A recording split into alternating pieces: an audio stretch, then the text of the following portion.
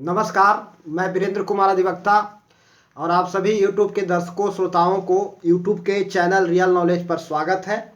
और आज मैं पुनः इस चैनल पर पूर्व की भांति एक संक्षिप्त चर्चा लेकर उपस्थित हूँ, हाजिर हूँ। और आज मैं बात करूँगा मन बुद्धि में फर्क पार्ट 2। इस विषय पर एक पहले भी मैं वीडियो प्रस्तुत किया था इस चैनल पर, और इसके दूसरे कड़ी आज मैं लेकर के आज आप लोगों के समक्ष इस चैनल पर हाजिर हूँ। तो मन और बुद्धि में क्या फर्क है, इस पर हम संक्षिप्त में चर्चा करेंगे।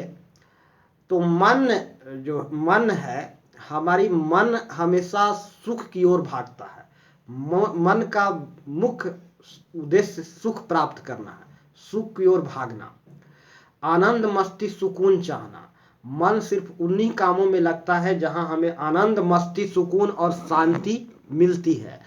और बुद्धि का काम नफा नुकसान सोचना है।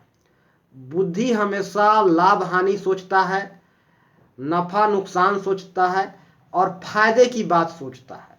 बुद्धि हमेशा इस दिशा में चलने के लिए प्रेरित करता है जहां से हमें फायदा हो रहा हो, और यदि जहां फायदा नहीं हो रहा होता वहां बुद्धि हमें जाने से रोकता है। बुद्धि हमें जाने से रोकता है। बुद्धि हमारा अब तक के मानव जाति के समस्त संचित अनुभव है, उसी को हम बुद्धि कहते हैं। उसी आधार पर हम सोचते हैं, उसी आधार पर निर्णय लेते हैं, उसी आधार पर हम काम करते हैं। यह बुद्धि है। और बुद्धि हमेशा फायदे की बात सोचता है, बुद्धि हमेशा लाभ हानि की बात सोचता है, और बुद्धि उसी दिशा में चलने के लिए प्रेरित करता है जहां से हमें फायदा मिल रहा होता। और जहां किसी प्रकार का फायदा नहीं मिल रहा होता उस दिशा में हम कदम नहीं बढ़ाते। बुद्धि उस दिशा में कदम बढ़ाने से हमें रोकता है। लेकिन कभी कभी हम भ्रमवश बुद्धि के अनुसरण में गलत निर्णय ले लेते हैं और गलत निर्णय का शिकार हो जाते हैं। परिणाम भी हमें गलत मिलने लगता है, क्योंकि हमारा बुद्धि हमारा संचित ज्ञान अनुभव है, उससे अतिरिक्त बुद्धि और दूसरा कुछ भी नहीं है। और कोई भी संस्कार, शिक्षा या ज्ञान समय विशेष या परिस्थिति विशेष में ही सही या गलत होता है।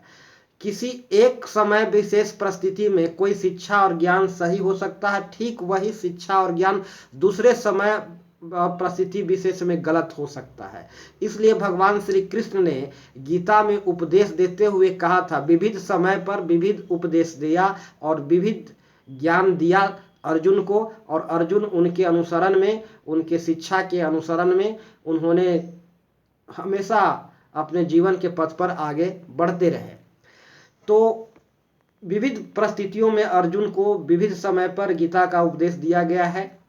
गीता संपूर्ण महाभारत के निचोड़ है, और महाभारत युद्ध के किसी एक समय पर नहीं दिया गया, बल्कि वह विविध समय और परिस्थिति विशेष में अर्जुन को श्री कृष्ण द्वारा समझाया गया समझाइशें हैं, ज्ञान है जो श्री कृष्ण ने अर्जुन को दिया था। तो समय विशेष में, परिस्थिति विशेष में एक ही शिक्षा या ज्ञान सटीक नहीं बैठता। एक समय विशेष में किसी शिक्षा और ज्ञान सही बैठता है, फिर वही शिक्षा और ज्ञान दूसरे समय विशेष और परिस्थिति विशेष में, संदर्भ विशेष में सही नहीं बैठता। तो मन हमेशा सही दिशा में चलने के लिए प्रेरित करता है। मन और बुद्धि के बीच तारतम्यता होनी चाहिए, मन और बुद्धि के बीच सामंजस्य होनी चाहिए। जहां मन लगता है उसी दिशा में बुद्धि को भी लगना चाहिए, उसी दिशा में बुद्धि को भी चलना चाहिए।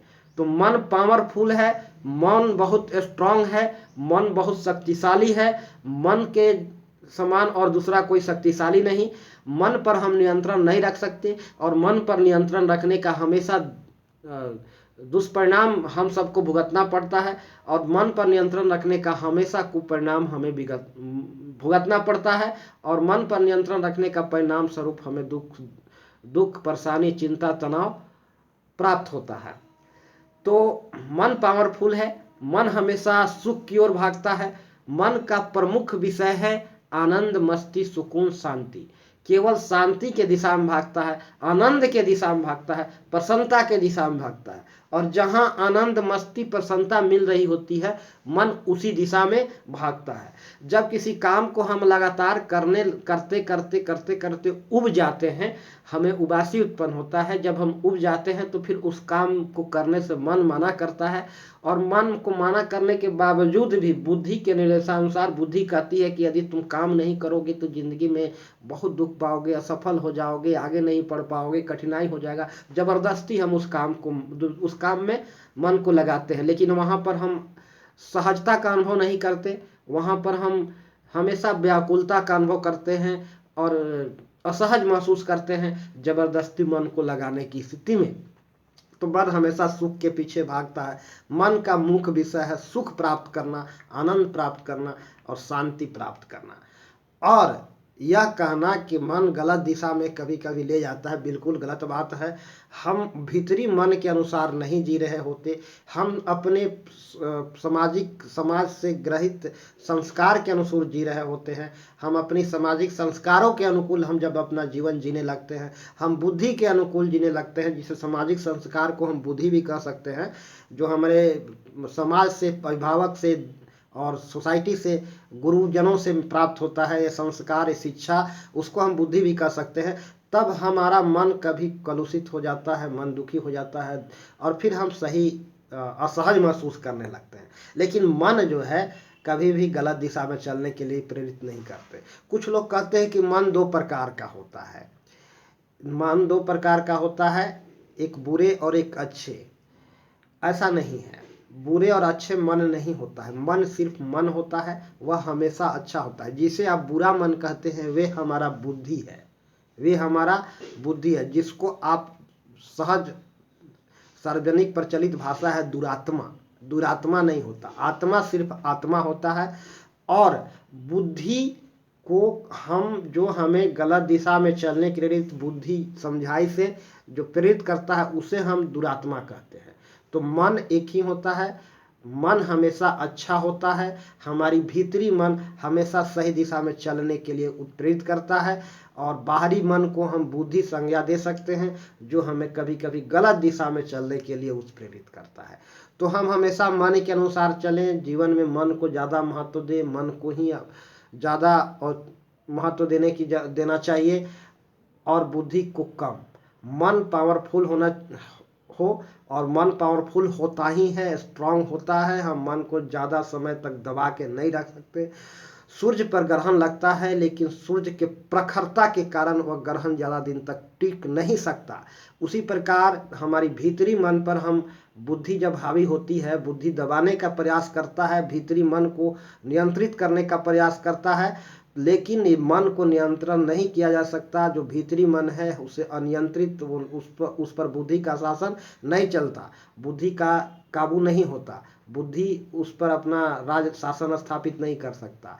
कुछ समय के लिए हम मन को बुद्धि द्वारा दबा सकते हैं, लेकिन मन स्वतंत्र है, मन आज़ाद है, और मन हमेशा सही दिशा में कदम बढ़ाता है। तो मन के अनुसार जिए, मन के अनुकूल काम करें, मन के अनुसरण में जिए। आज का यही उद्देश्य मैसेज है इस वीडियो का। और आज मैं पुनः अब मैं अपनी चर्चा को विराम देता हूं, और दर्शकों से मेरा गुजारिश है कि यदि मेरी बातें पसंद आए तो इस चैनल को सब्सक्राइब अवश्य करें, और वीडियो को अधिकतम लोगों को शेयर अवश्य करें। और सभी दर्शकों को मेरा प्यार भरा नमस्कार। जय श्री राम।